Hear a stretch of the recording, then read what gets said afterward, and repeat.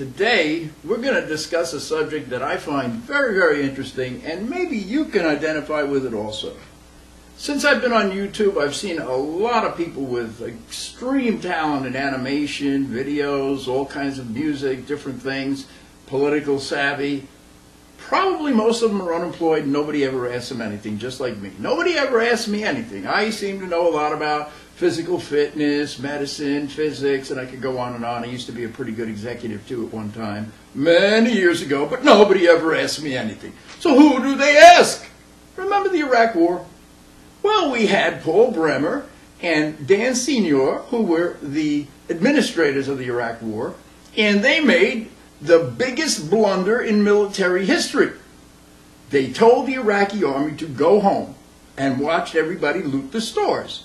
And they told them, as a matter of fact, take your weapons with you, and that became the resistance that started to shoot at our troops. So what happened to these two?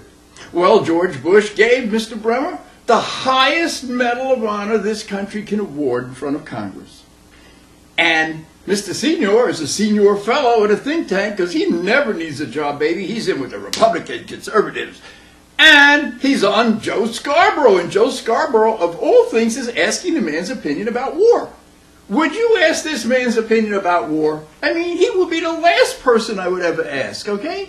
It's kind of like going to a golfer that shoots 190. You want to take lessons from him? Another quick example is Miss Carly Fiorina. Here's Carly. She's adorable.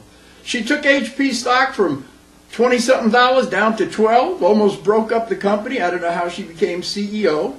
She was replaced by Mark Hurd. The stock went up to $46 till he left. And then she blundered on John McCain's presidential campaign, made a few gaffes that made him look pretty bad. And then she ran for Senate here in California.